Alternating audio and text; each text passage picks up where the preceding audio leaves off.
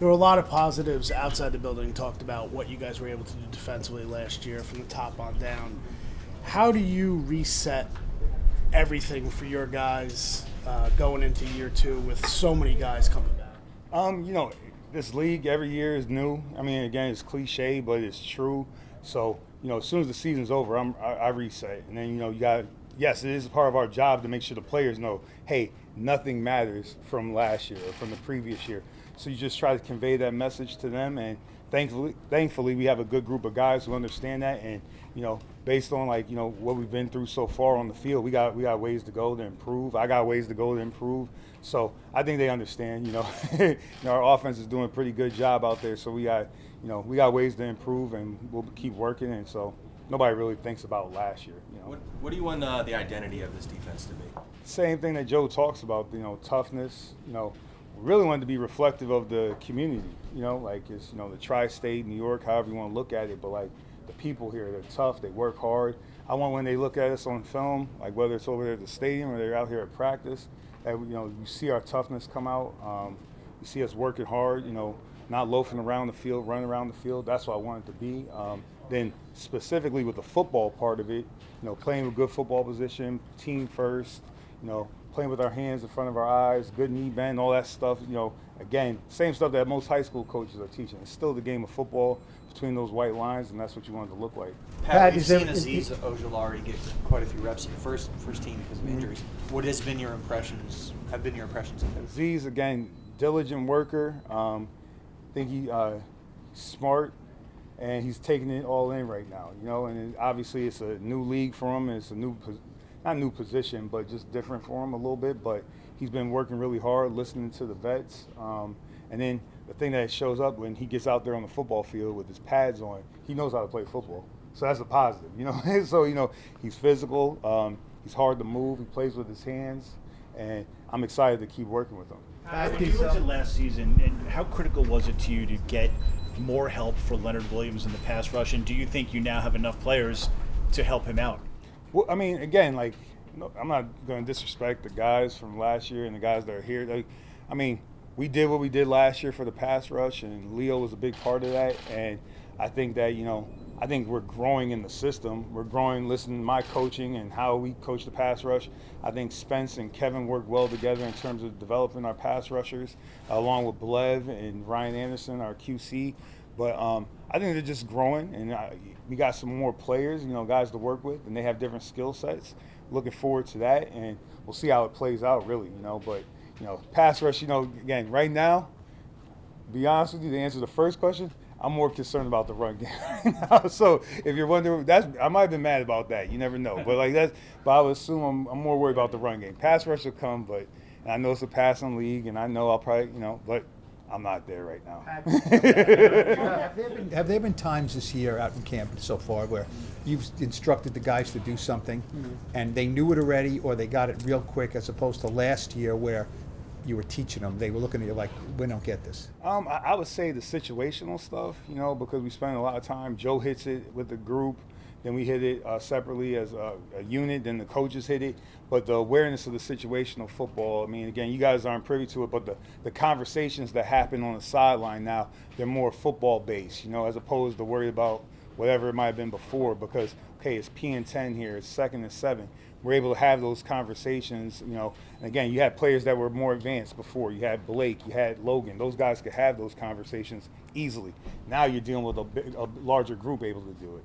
Pat, you spoke about the run. You're concerned about the run defense. I'm just kind of wondering, coaches usually like to say, well, this guy leaves, we bring in another guy, we pick up where they left off, but we know that they're not robots and they can't all have the same skill set. That said, losing Dalvin Tomlinson, you brought in some new guys. How do you kind of see that run defense being different than it was last year? Well, it's in the formative stage right now because just by the rules, we haven't had pads on. It's different in college where you got spring practice, you have your pads on, you're able to work that. We haven't had pads on. We've just been working really on bags and sleds and stuff that doesn't move. So you're always concerned about the run game the first few weeks of training camp because it's the first time they're playing football. As a linebacker, you're kind of playing football in 7-on-7 drills and stuff in the spring. As a defensive lineman or the guys involved in the run game, you're really not playing football until you get to this part of the year. So, again, I'm not going to worry about people that aren't here. You know, again, last year was last year, but I'm looking forward to seeing how it shapes up this year. I mean, we got good players who are working hard, and they're getting a feel for it. And, you know, I'm getting a feel for what we want to call, and I'm looking forward to it.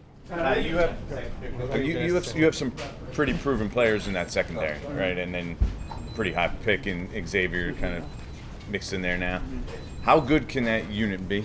As good as they want to be, you know, and as long as I don't screw it up. So that's how I see it. You know, my job is to put them in the right position to make plays. We got guys who've been playmakers in the past.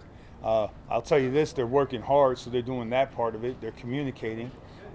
Jerome, Jeremy, Mike, those guys do a great job of coaching those guys, building their awareness, whether it's situationally or personnel driven. And with that information, I think the sky's the limit, but we're going to take it day by day and just keep putting in the work. So Because it's such a proven group, like you said, do you give them more latitude? Like, because you say, hey, we just got to let them go. Do as good as they can be. I'm big on this. Again, I'm a coach.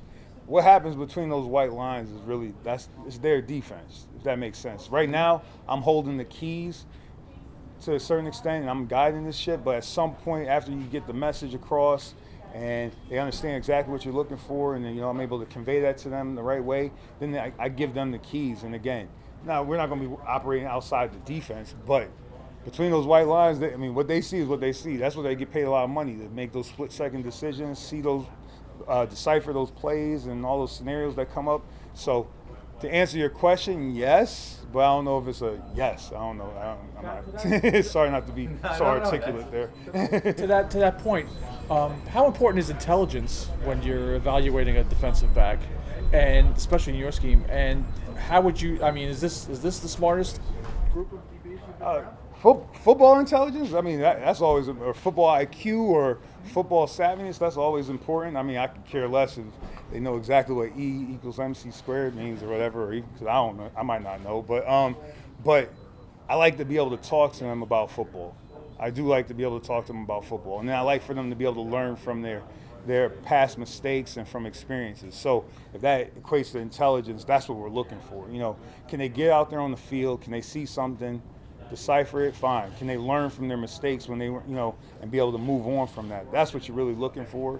And in terms of, I'm not going to compare them to other groups. I've been around a bunch of good football players before, but I'm very excited about this group and the level of, whether it's communication, the rapport they have with one another, and their ability to fix stuff on the field. Like, I'm looking forward to see how it keeps growing as we go. What made Logan's transition to safety?